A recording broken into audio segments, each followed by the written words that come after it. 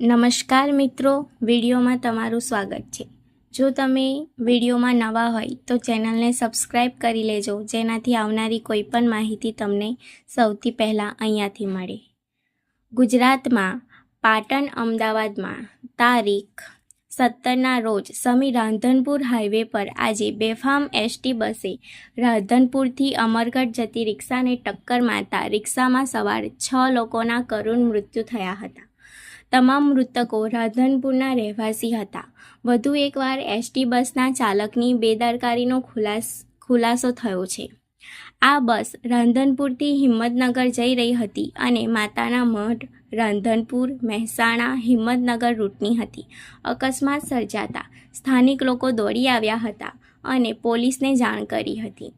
સ્થાનિક પોલીસ અને એમ્બ્યુલન્સ ઘટના સ્થળે પહોંચી હતી અને મૃતદેહકોને પોસ્ટમોર્ટમ માટે ખસેડાયા હતા।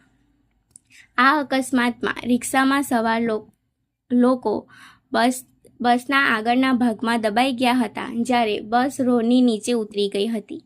પ્રાપ્ત માહિતી અનુસાર આજે વહેલી સવારે હિંમતનગરથી માતાના મઢે દર્શન કરવા જઈ રહેલી રિક્ષામાં 6 શ્રદ્ધાળુઓ રાધનપુર હાઈવે પરનો અકસ્માત નડ્યો હતો।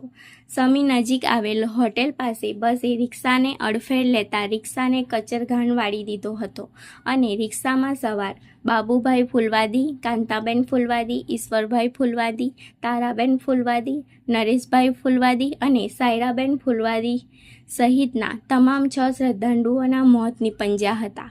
ધન્યવાદ।